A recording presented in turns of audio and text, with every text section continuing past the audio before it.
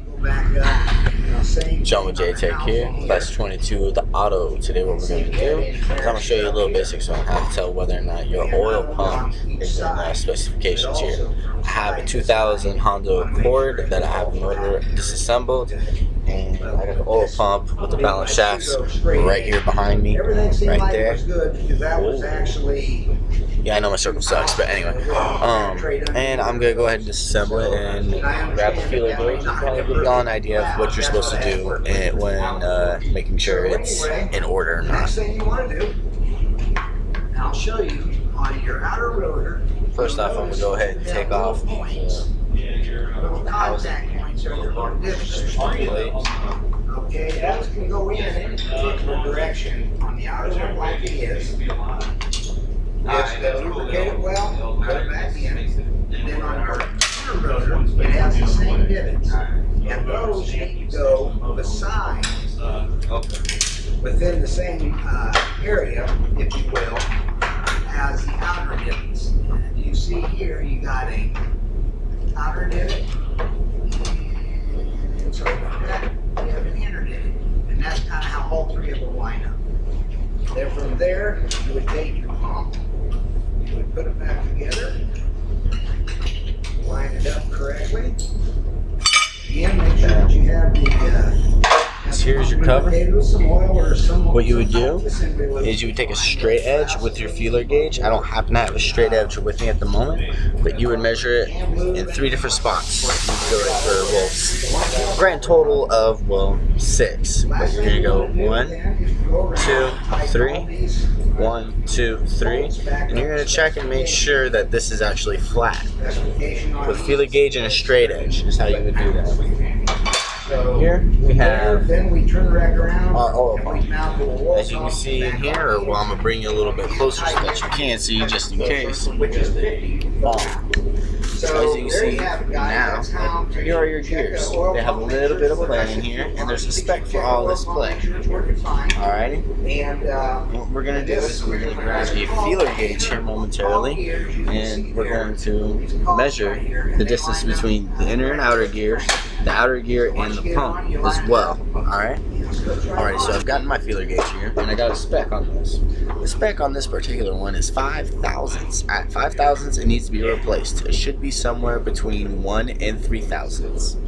So what we're going to do is, I'm going to go ahead and start off with something a little bit practical. I'm going to start off with 2 thousandths. Well, you know what? I'm going to be a little bit different. I'm going to start with 4 thousandths, which, since this is a warranty, it should probably be where it's at, and it'll also let me know whether or not it's smaller or larger. We have the 2 gears over here lined up where they peak.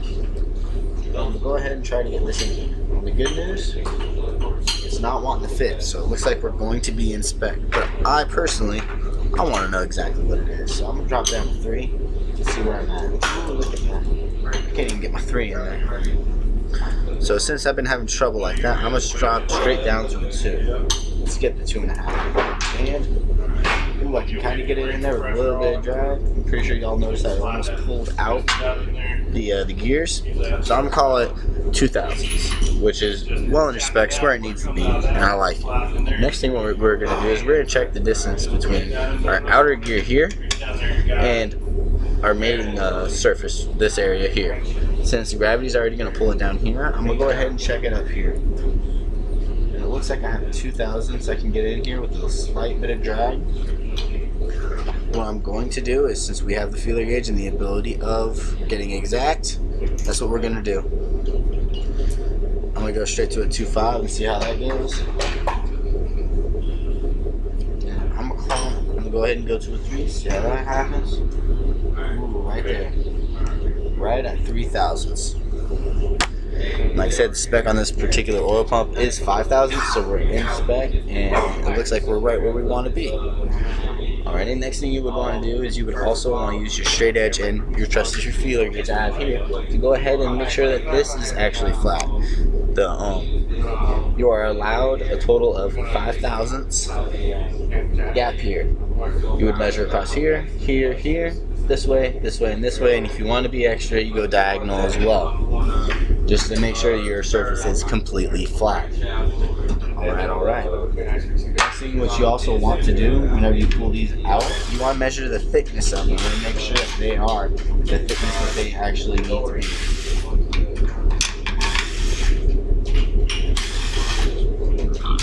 And if everything fits and is exactly the way it is, you're also going to want to check your bypass valve, make sure all your valves are clear. And once you do all that and everything is in good working order, you can reassemble.